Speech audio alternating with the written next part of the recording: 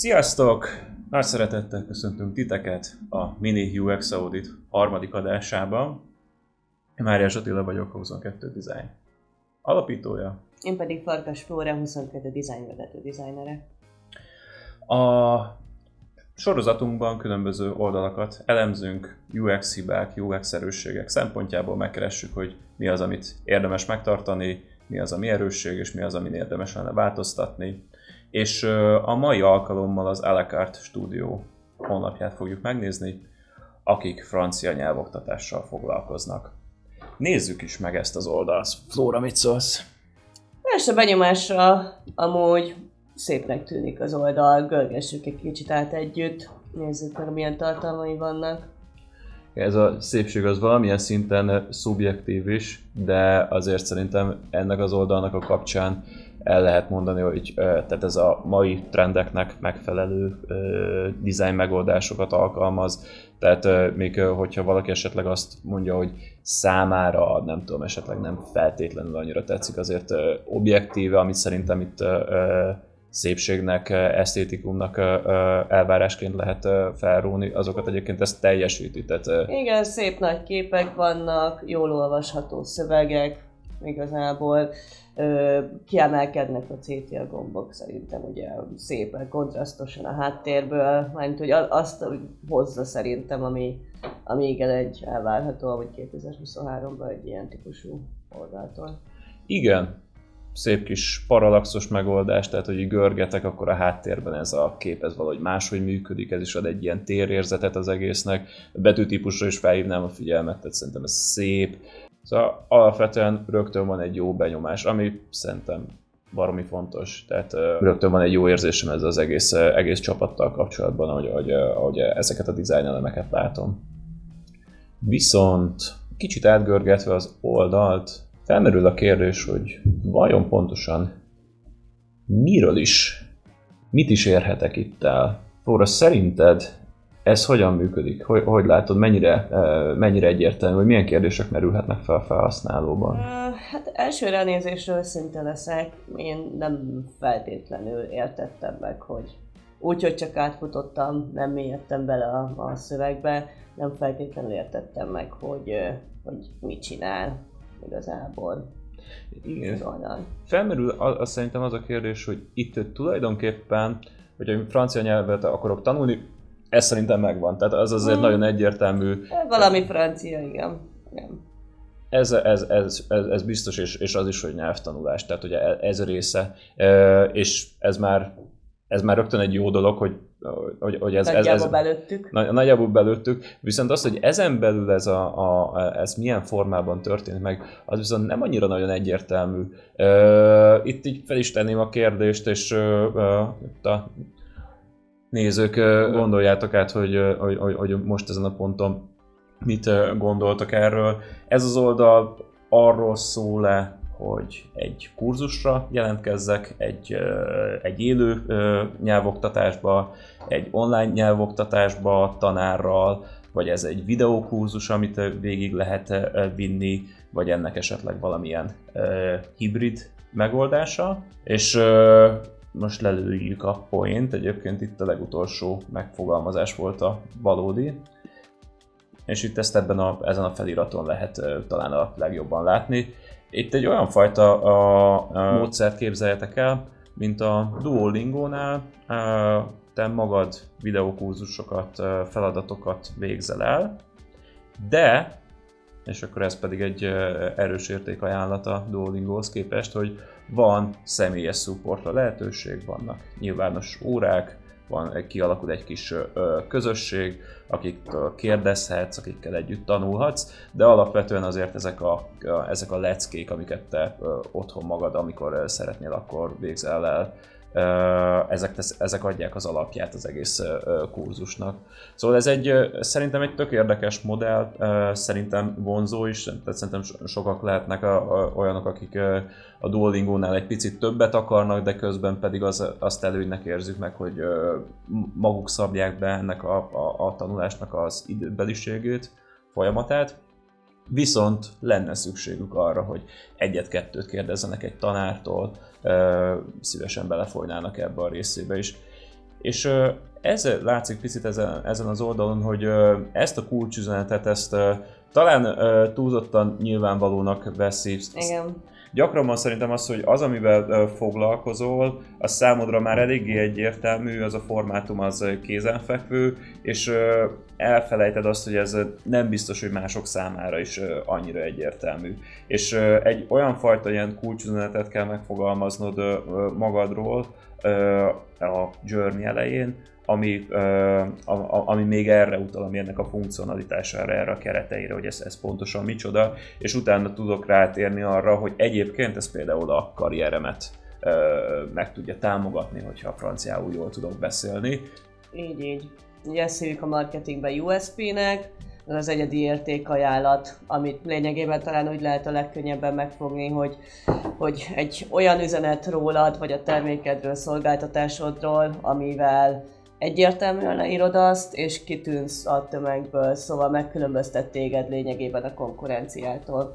Most bármilyen weboldalról is beszélünk, mindegy, hogy webshopról, vagy egy ilyen típusú oldalról, nagyon fontos, hogy ezt már a legelején kommunikáljuk.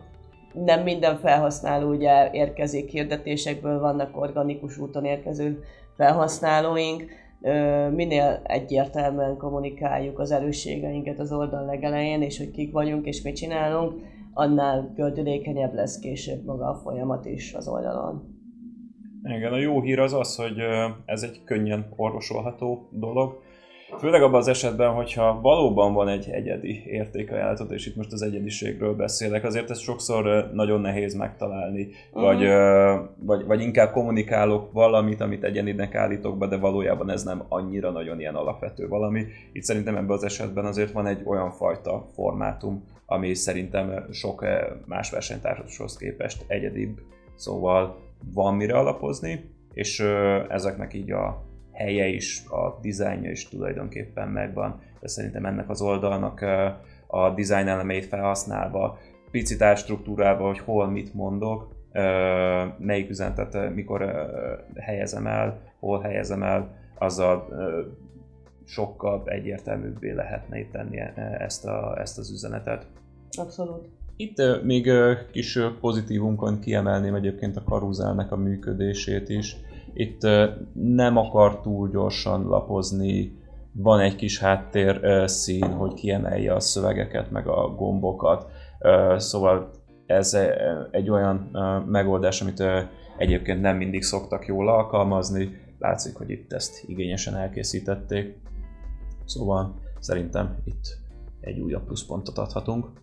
Na de menjünk tovább a folyamatban. Nézzük meg, hogy akkor milyen kurzusok érhetőek el. Itt látható volt egyébként egy kis apróság, hogy rávittem az egeret a billentyűre, akkor átszíneződött, ez is egy ilyen kis finom design megoldás, tök jó, hogy ilyenekre is figyeltek. Így van, és akkor itt láthatjuk. Na most itt egy másik érdekes dolog jelenik meg, ez egy ingyenesen elvégezhető kurzus. Gyakorlatilag azok a kérdések, amik így bennem így felmerültek, hogy vajon ez milyen formátum lesz, hogyan működik, ezt egész pontosan ki is próbálhatnám, tehát hogyha bármilyen kérdés így felmerül ezzel kapcsolatban, rögtön van rá egy szuper válasz, hát próbáld ki, nézd meg, vagy esetleg valami kérdésed lenne ezzel kapcsolatban. Ez szerintem nagyon szuper, ez egy nagyvonalú ajánlat, ez bizalmat épít a felhasználókba, hogy van erre lehetőség. Rengetegféle variációja van az online kereskedelemben, vagy általában véve a szolgáltatásokban. Tehát 100 napos garancia, küld vissza, hogyha nem tetszik, stb. Szóval sok lehetősége van arra, hogy valahol kipróbálhatóvá tegyük a terméket, vagy a szolgáltatást, hogy azt visszaküldhesse, hogyha ő azt nem szeretné, hogy pénzvisszafizetési garancia van. Szóval sokféle módon szokták ezt kommunikálni. Ez valóban egy működő dolog, tehát ez azt jelzi, hogy egyrészt ez a szolgáltató biztos magában, tehát úgy gondolja, hogy ez van olyan jó ez a termék, hogy ez a szolgáltatás, hogyha így megveszed, akkor nem fogod meggondolni magadat, de hogyha esetleg mégis így tennéd, én elfogadom ezt a kritikádat. És ez szerintem egy már azt könnyebbé teszi, hogy egyáltalán azt mondjam, hogy vásárolok tőlük valamit. Ezről pedig tényleg megnézhetem, hogy ez a formátum milyen, és akkor most visszatérve tényleg az à la carte stúdiónak az esetére, ez szerintem egy szuper dolog. Na de mi ezzel a probléma? Hát igazából azt, hogy ezt is a Journey legelején el lehetett volna helyezni, kommunikálni lehetett volna, ugye ez egy olyan értékajánlat, ami megint csak úgy illene az oldal legelején feltüntetni, mert hívószó, és ahhoz képest gyakorlatban most itt az angol menüben látjátok még, hogy ott van valami, egy free menü elem, ez tény, de hogyha Attila átmész amúgy a magyar menüre, ott, a magyar a célcsoport egy része is, ott viszont ez az ingyenes lehetőség abszolút meg sem jelenik. Egyszerűen máshogy van megfogalmazva angolul, mint magyarul. Amire figyeltek az angol szövegezésnél, arra már nem is figyeltek, még ennyire sem a magyarnál. Úgyhogy egyrészt célszerű amúgy egyeztetni ezeket a különböző nyelvi megoldásokat az oldalunkon. Másrészt meg még ezt is amúgy kicsinek érzem, vagy nem elég erős megoldásnak érzem, hogy a menüben az megjelenik, hogy ingyenes. Ennek az értékajánlatok már igazából itt, hogyha karózát használunk, akkor az első egy-két karózá egyike amúgy ezt szólhatna erről, hogy ingyenes lehetőség van kipróbálni.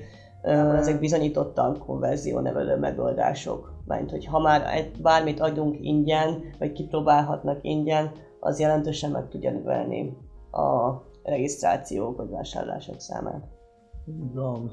És például mobil nézetben ugye ezek a menüelemek nem is szerepelnek. Őszintén szóval egyébként nekem nem tűnt fel ott a free felirat, szóval én onnan ezt nem tudtam volna meg. Én nekem egyébként, amikor az oldalt átnéztem, akkor ez onnan vettem észre, amikor legörgettem a kurzusoknál, ott ez már ki volt emelve, azt hiszem az első kurzusnál ez így jelen volt.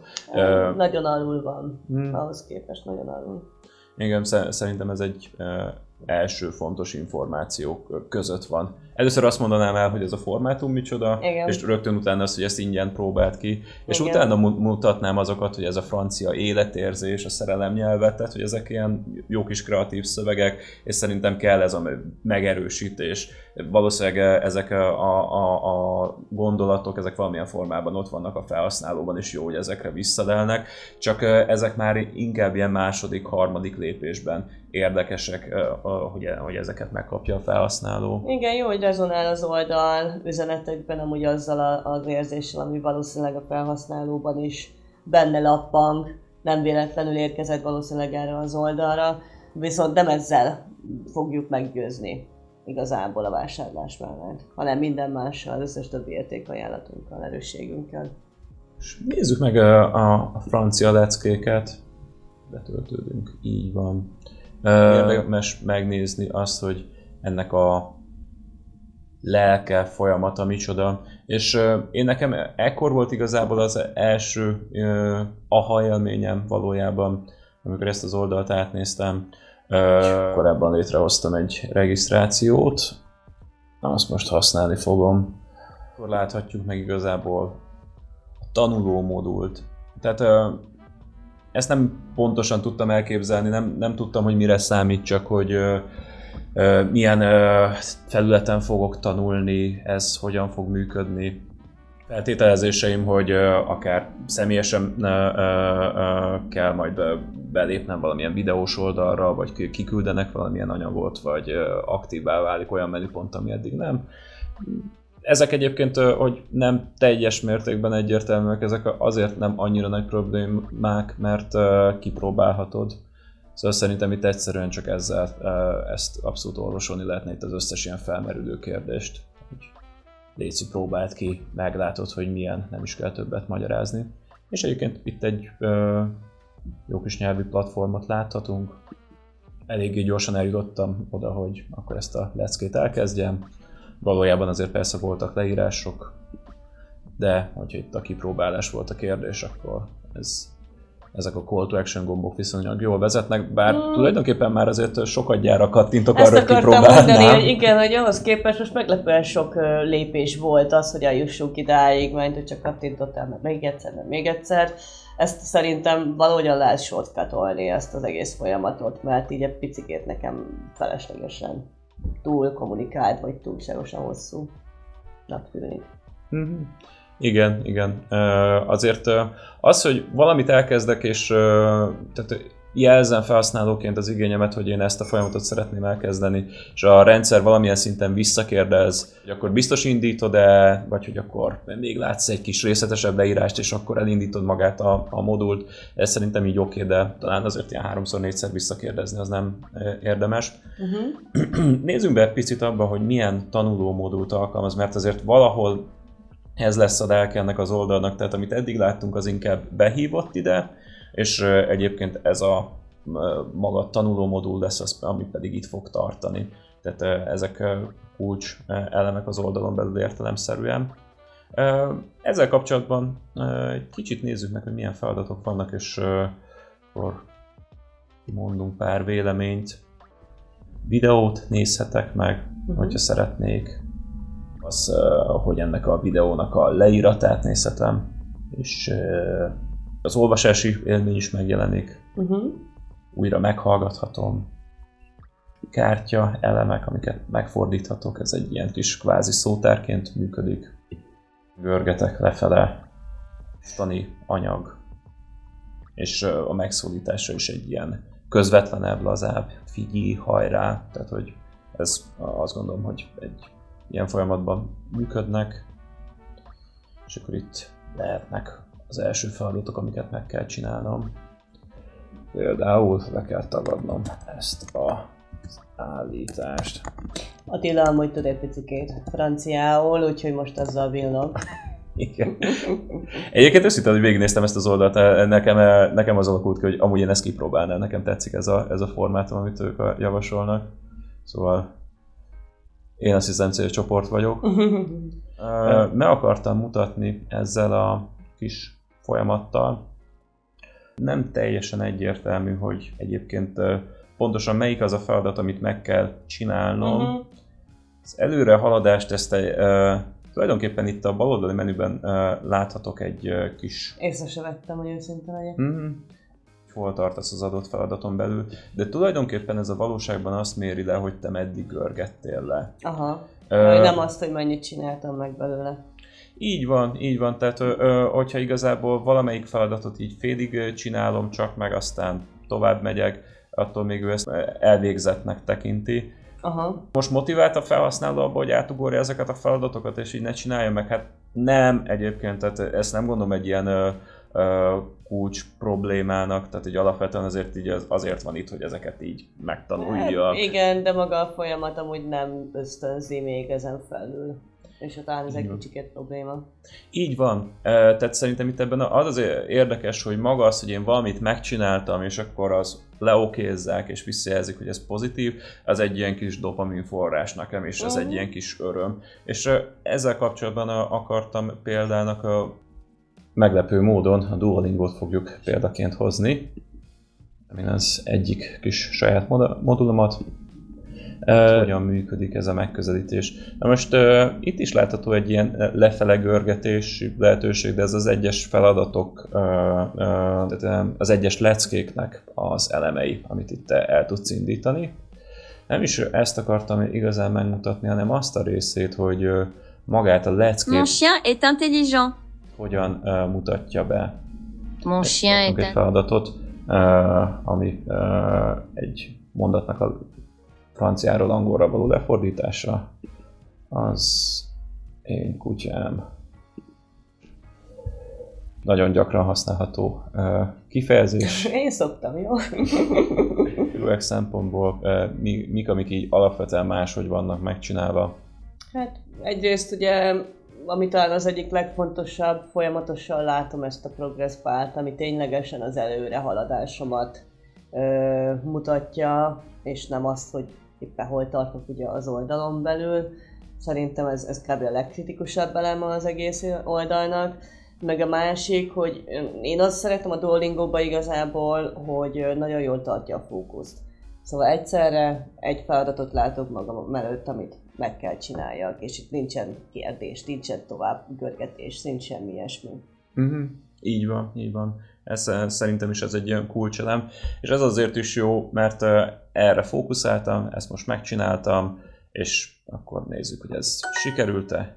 igen, sikerült. Kaptam egy kis hangban visszajelzést, bezöldült a képernyőnek az alja, megjelent egy nagy pipa, és egyébként ez az előző modulban, az à la carte moduljában is egyébként elemeiben megjelenik, de így az, hogy ez egyetlen lépésre fókuszál, ezt így nagyon jól ki tudja dolgozni. Sőt, ugye itt a továbbiakban, hogyha ismeritek a Duolingot, mondjuk, hogyha 5 helyes választasz egymás után, akkor kapsz egy kis animációt, hogy igen, ügyes voltál, megvergetik a válladat. És ezt igazából itt könnyebben lehet így koordinálni, könnyebben lehet ezt így megvalósítani, hogy ezek lépésekre vannak szedve, és így tud reagálni a rendszer arra, hogy te hogyan haladsz benne. Szóval ilyen szempontból szerintem ezt érdemes átgondolni, hogy abban a modulban, amit az à la carte-ban használnak, azokban a fejlesztői keretekben mennyire megoldható az, hogy ezek inkább egyes lépések legyenek, mert tényleg előjön ez, egy picit egybefolynak, kevésbé lehet visszareagálni arra, hogy te most valamit megoldottál és ügyes voltál, amik hasznosak lehetnek.